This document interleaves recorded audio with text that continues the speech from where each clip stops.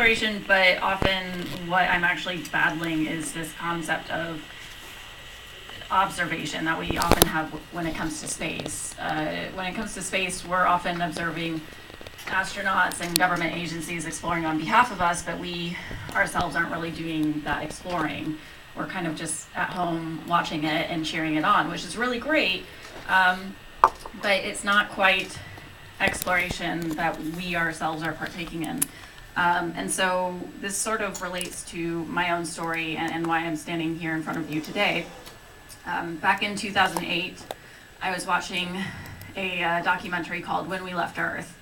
If you haven't watched this documentary, I totally recommend it. It's really amazing.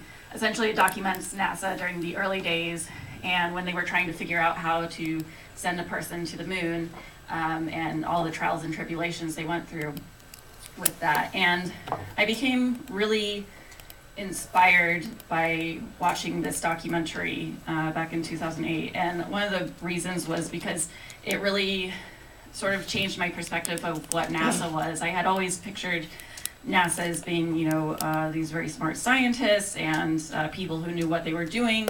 But in the 1950s and 1960s, NASA was still figuring out how to do space exploration. They were exploding rockets all the time. Something around like 40% of all the rockets that they were launching were blowing up. They were just figuring it out. The average age at NASA during that time was around 26 or so. It's now around 49. So it's changed quite a bit. And I think the thing that really stood out to me and made me view NASA not only as sort of these rocket scientists, but changed my perspective to viewing them as space hackers, was the fact that a lot of the people who were hired to work at NASA didn't know anything about orbits or about spacecrafts or anything. They didn't know any of that. They had to figure it out.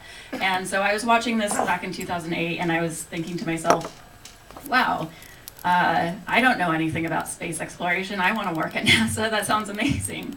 And so I decided to randomly send someone at NASA, someone I had never met, an email saying that I was a huge fan of what NASA was doing, and if they ever needed a volunteer or something, that I was around. I have no background in science or space exploration. My degree is in graphic design. So I never really expected to hear anything back. But serendipitously, I got a job at NASA from that email, and it completely changed my life and my perspective on everything. And so I got to work at NASA, and it was this life-changing experience because I got to learn about dark matter and about astronauts and all these different things.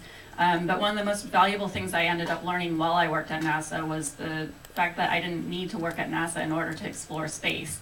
And so I kind of left and did my own thing. And so I think, when we're talking a lot about citizen exploration and everything, there's definitely a huge concept of how doing something changes how you see it. So actively participating in space exploration and contributing to it, despite not having a background in it, really changes your perspective in it and really lowers sort of the intimidation factor. And so when I left NASA, I created spacehack.org. And spacehack.org is a directory of ways to participate in space exploration. So this is anything from building interplanetary ambassadors. There are great projects like the University Rover Challenge, which challenges university students all around the world to build the next generation of Mars rovers.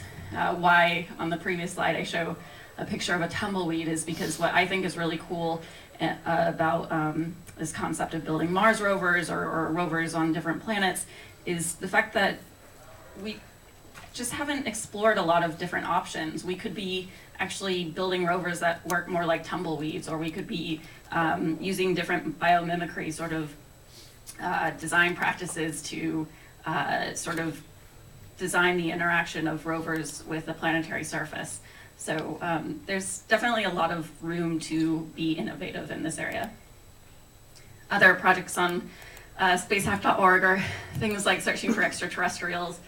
This is a picture of someone in Austria actually digging in an ice cave, looking for how we might be able to find microbial life here on Earth that might be an analog for how we might one day find it on Mars and building better research to how we might be able to find life or at least evidence of past life on Mars. So last year, I guess in November, was the 5-year anniversary for Space Hack, and I wanted to do something for it. And while I have not yet worked in the oceanic area, I really love deep sea exploration as much as I love deep space exploration. So I created seahack.org, which is pretty much the same concept. A lot of different directory of different things you can do in order to really further scientific discovery around sea exploration. So when I built Space Hack and Sea Hack, I started talking out a lot about how open doesn't necessarily mean accessible. And by open doesn't mean accessible, I mean that there's already a lot of open science stuff out there, but no one's really doing anything interesting with it. I think a lot of people in the science community focus a lot on making data open and making code open, which is good, and they should definitely focus on that. But there's not enough focus on making it accessible, making it something that people can manipulate and play with and sort of use as just another fabric or material to work with. And so born out of this sort of frustration that we should be playing with science data more than just opening it up, came an event called Science Hack Day. And Science Hack Day is a 48-hour event in which scientists, designers, developers, and all different types of people get together in the same physical space to see what they can rapidly prototype with science in 24 consecutive hours. So this is a picture of the last Science Hack Day in San Francisco at the California Academy of Sciences. And I just love this event so much because it's really just around the mission of getting excited and making things with science. So this is anything silly, anything serious, it doesn't matter. It's not about saying these are the challenges in science and we need to fix them. And it's not about saying, you know, you better create a product or a startup out of this. What it's about is just really playing with things, having fun. If you want to make something serious, if you want to make a product, that's perfectly fine, but it's not the end goal. That, I guess what I'm saying is that the emphasis is less about the output and it's more about actually making science accessible, just to play with. And so the types of things that have come out of Science Hack Day have been things like this. This is you can't see it well, but this is a lamp that would light up every time an asteroid passed by the Earth. So it was sort of like a near-death lamp that you could freak everyone out with and like dive under your desk and freak out your coworkers or something, which was fun. Another interesting hack to come out of Science Hack Day was the Particle Windchime, which was essentially a group of hackers who had taken subatomic particle collision data and mapped it to sound. So you could actually, instead of visualizing what subatomic particle collisions look like, which is what physicists often do, you could actually hear what a particle collision might actually sound like. Now this one, it sounds really nice, but what was cool about it is it sort of went on to be looked into as a type of augmented diagnostic tool. So if you could imagine being at the Large Hadron Collider, which would be really, really cool, but if you could imagine being there and being surrounded by a ton of screens late at night telling you how the accelerator is doing, but in addition to that, you could also get used to how the accelerator sounds and get used to if something sounds a bit off. That's sort of what this went on to be investigated as, which was really cool. Other ones are really funny. This one is, what you're looking at here is someone wanted to create a typeface in which all of the letters had equal wind drag. So you're actually looking at like a makeshift wind tunnel, and someone actually went and recorded the wind drag for each individual letter and then weighted each individual letter. And so if you want a font with all the letters having equal wind drag, this is what it looks like. The cool thing about this is this was actually a physicist who was playing with typography, which I just love. So it's not just about getting people like myself to play with science, but also getting scientists to play with different concepts, either in design or in hacking, different sort of things, so that people from all different sides of the table, I guess, are learning new things and playing with new things. But my all-time favorite story from Science Hack Day is this hack, which was called the beard detector. Essentially, someone wanted to create a device that would detect when he needed to shave.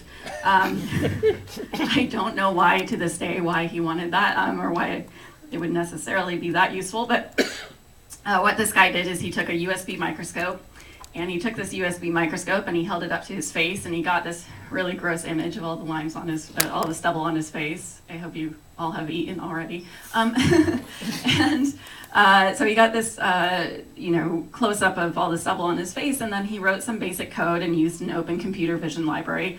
And what he got was this. And so you can see it says no beard found, no beard found. And then when it finds a beard, it draws a line around it. It tells him he needs to shave. So when I first saw this hack demoed, I thought, that's interesting. I don't really know what it has to do with science, but sure, okay, whatever. But sitting in the audience and seeing this hack demoed was a particle physicist. And when this particle physicist saw the hack demoed, he said to himself, wow, it's actually a genius way for how to detect cosmic rays in a cloud chamber, which sounds completely ridiculous, but this is what cosmic rays in a cloud chamber looks like.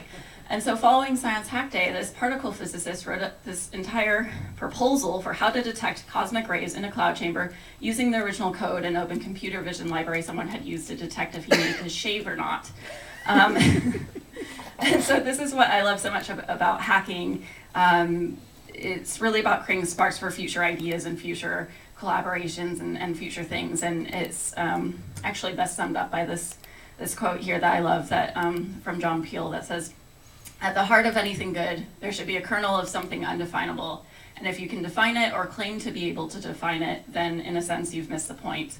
So this is a lot of what my work focuses on, is getting people to play and create these sparks and just not really have to care so much about knowing where you're going, because it's really about getting the collisions of different people in the right place that creates these amazing sort of opportunities.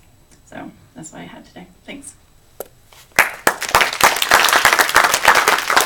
And I think we'll just save all questions, and then as soon as we get through the presentations, then we'll have questions for everyone.